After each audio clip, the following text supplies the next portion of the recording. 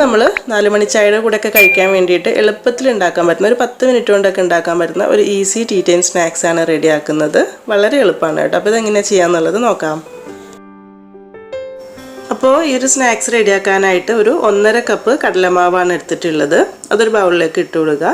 അതിൻ്റെ കൂടെ തന്നെ ഒരു 1/2 കപ്പ് അരിപ്പൊടി കൂടെ ഇട്ട് കൊടുക്കുന്നുണ്ട്. അരിപ്പൊടി എന്ന് പറയുമ്പോൾ നമ്മൾ അപ്പം, ഇടിയപ്പം, പത്തിരിക്കൊക്കെ എടുക്കുന്ന പച്ചരിയുടെ നൈസ് പത്തിരിപ്പൊടിയില്ലേ, അതാണ്. അതുപോലെ തന്നെ പൊട്ടുകടല ഉണ്ടെങ്കിൽ ഒരു 2 ടേബിൾ സ്പൂൺ പൊട്ടുകടല എടുത്തിട്ട് മിക്സിയുടെ ചെറിയ ജാറിലിട്ട് നന്നായിട്ടൊന്ന് പൊടിച്ചെടുത്തിട്ട് അതോടെ ഇട്ട് കൊടുക്കാം. പിന്നെ ഉഴുന്നുണ്ടെങ്കിൽ ഒരു 1-2 ടേബിൾ സ്പൂൺ ഉഴുന്ന് ജസ്റ്റ് ഒന്ന് ചൂടാക്കി എടുക്കുക. വെറുതെ ഒന്ന് വറുത്തെടുത്തിട്ട് ഈ ഒരു കടലയുടെ കൂടെ തന്നെ പൊടിച്ചിടുകയാണെങ്കിൽ കുറച്ചുകൂടി നന്നായിരിക്കും. പിന്നെ ഇതിലേക്കൊരു 1/2 ടീസ്പൂൺ ചെറിയ ജീരകം, 1/2 ടീസ്പൂൺ അയമോദകം, 1/4 ടീസ്പൂൺ കായപ്പൊടി, പാകത്തിനുള്ള ഉപ്പ് കൂടെ ഇട്ട് കൊടുക്കുക. എന്നിട്ട് ഇതെല്ലാം കൂടെ നന്നായിട്ടൊന്ന് മിക്സാക്കി എടുക്കണം. ഇതിൻ്റെ കൂടെ ഒരു 1 ടേബിൾ സ്പൂൺ ബട്ടർ കൂടെ ചേർത്ത് കൊടുത്തിട്ട് കൈ ഉപയോഗിച്ച് നന്നായിട്ടൊന്ന് മിക്സാക്കി എടുക്കണം. ഇനി ബട്ടർ ഇല്ലാന്നുണ്ടെങ്കിൽ നമ്മൾ ഓയിൽ ഫ്രൈ ചെയ്യാൻ വേണ്ടി ചൂടാക്കുന്ന സമയത്ത് ഒരു 1 ടേബിൾ സ്പൂൺ അല്ലെങ്കിൽ 1.5 ടേബിൾ സ്പൂൺ ഇതിലേക്ക് ഒഴിച്ചിട്ട് ഇതുപോലെ നന്നായി മിക്സാക്കി എടുത്താൽ മതി. പിന്നെ ഇതിലേക്ക് വേണ്ടിയിട്ട് കുറച്ച് കറിവേപ്പില എടുത്തിട്ടുണ്ട്. കറിവേപ്പില ഒരു ഇത്തിരി കൂടുതൽ ഇരുന്നോട്ടെ, കാരണം നല്ലൊരു ടേസ്റ്റ് ആയിരിക്കും അത് ഫ്രൈ ആയി വരുന്ന സമയത്ത്. പിന്നെ ഒരു 2-3 പച്ചമുളക്, 2 അല്ലി വെളുത്തുള്ളി, കുറച്ച് പാലക് ചീര എടുത്തിട്ടുണ്ട്. ഇതെല്ലാം കൂടെ മിക്സിയിലിട്ട് നന്നായിട്ടൊന്ന് അരച്ചെടുക്കുക.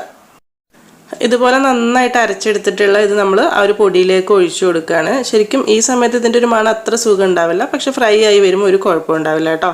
എന്നിട്ട് പാകത്തിന് വെള്ളം, പച്ചവെള്ളമാണ് ഒഴിച്ചു കൊടുക്കുന്നത്. ഒരുപാട് വെള്ളം വേണ്ടി വരില്ല. ഒരു 1/2 കപ്പ് ഒരു ഇത്തിരി കൂടിയൊക്കെ മതിയാവും, നോക്കിയിട്ട് മതി കേട്ടോ, കാരണം നമ്മൾ ഇലയൊക്കെ ചേർത്തിട്ടുള്ളതല്ല. എന്നിട്ട് ലാസ്റ്റ് ഒരു ഇത്തിരി ഓയിലൂടെ ആക്കിയിട്ട് ഇതുപോലെ നന്നായിട്ട് കുഴച്ചെടുക്കുക.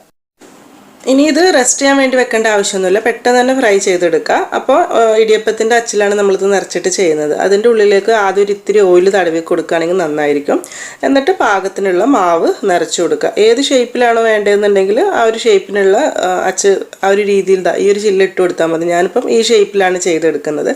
അപ്പോൾ ആദ്യം നമ്മൾ എണ്ണയിലേക്ക് ഇടുന്നതിന് മുൻപ് ഇതുപോലെ ഒന്നങ്ങ് പ്രസ് ചെയ്ത് നോക്കണം കേട്ടോ, സ്മൂത്തായിട്ട് വരുന്നുണ്ടോയെന്ന്. അങ്ങനെയാണെങ്കിൽ ഡയറക്റ്റ് എണ്ണയിലേക്ക് തന്നെ ഇട്ട് കൊടുക്കാം. ഫ്രൈ ചെയ്യാൻ ആവശ്യത്തിനുള്ള ഓയിൽ ചൂടാക്കി എടുക്കുക. പാകത്തിന് ചൂടുണ്ടാവണം, എന്നാൽ ഓവർ ചൂടുണ്ടാവാനും പാടില്ല. ഭയങ്കര ചൂടായി കഴിഞ്ഞാൽ പെട്ടെന്ന് ഇതങ്ങ് കളറ് മാറും, ഉള്ളിൽ ഫ്രൈ ആവില്ല. എന്നിട്ടൊരു മീഡിയം ഫ്ലെയിമിൽ ഇട്ടിട്ട് നന്നായിട്ടൊന്ന് ഫ്രൈ ചെയ്തെടുക്കുക. ഇട്ട ഉടനെ തന്നെ ഇളക്കണ്ട, ഒന്നങ്ങ് ഫ്രൈ ആവുന്ന സമയത്ത് തിരിച്ചു മറിച്ചു ഇട്ടിട്ട് റെഡിയാക്കി എടുക്കാം.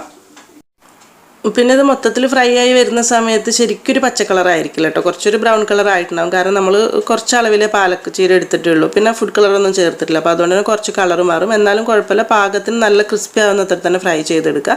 പിന്നെ ഒരുപാട് ക്രിസ്പി ആവാൻ വേണ്ടി വെയിറ്റ് ചെയ്യേണ്ട, അതായത് ഒരുപാട് കളർ മാറാൻ വേണ്ടിയിട്ട് വെയിറ്റ് ചെയ്യേണ്ട. നമ്മൾ സാധാരണ മുൻപൊരു ബട്ടർ മുറുക്കൊക്കെ ഇട്ടിട്ടുണ്ടല്ലോ, അതുപോലെ തന്നെ. അതായത് ഇത് പുറത്തെടുത്ത് പെട്ടെന്ന് ചൂടോടെ കഴിക്കുമ്പോൾ ചെറിയൊരു സോഫ്റ്റ് ഉണ്ടാവും, പക്ഷെ അത് ചൂടാറുന്ന സമയത്താണ് നല്ല ക്രിസ്പി ആയിട്ടുണ്ടാവുക. അപ്പോൾ അതൊന്ന് ശ്രദ്ധിച്ചാൽ മതി.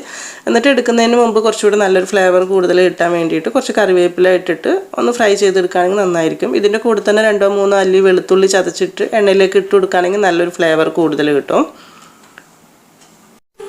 ഇപ്പോൾ ഇത് പാകത്തിന് ഫ്രൈ ആയിട്ടുണ്ട്. എടുക്കുന്ന സമയത്ത് തീ ഒന്ന് കൂട്ടി വെച്ചിട്ട് എടുക്കുകയാണെങ്കിൽ ഒരുപാട് ഓയിൽ കുടിക്കുന്ന പ്രശ്നമൊന്നും ഉണ്ടാവില്ല. അപ്പോൾ ഇതൊരു സ്ട്രെയിനറിലേക്ക് മാറ്റാം നമുക്ക്, അല്ലെങ്കിൽ ഒരു ടിഷ്യൂ പേപ്പറിലേക്കായിട്ട് ആക്കി കൊടുത്താൽ മതി. എന്നിട്ട് ബാക്കിയുള്ളതെല്ലാം തന്നെ ഇതുപോലെ തന്നെ ചെയ്തെടുക്കാം.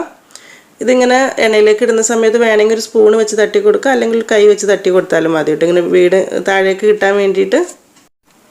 പിന്നെ നമ്മൾ മുൻപൊരു ബട്ടർ മുറുക്ക് ചെയ്തിട്ടുണ്ടല്ലോ, അതായത് സാധാരണ പത്തിരിപ്പൊടി തന്നെ നല്ല ചൂടുവെള്ളത്തിൽ കുഴച്ചിട്ട് നല്ല അടിപൊളിയായിട്ട് ഉണ്ടാക്കാൻ പറ്റുന്ന ഒരു മുറുക്ക് റെസിപ്പി ചെയ്തിട്ടുണ്ട് കേട്ടോ. അത് ഒരുപാട് ആളുകൾ ട്രൈ ചെയ്തിട്ട് നല്ല കമൻസ് വന്നിട്ടുണ്ടായിരുന്നു.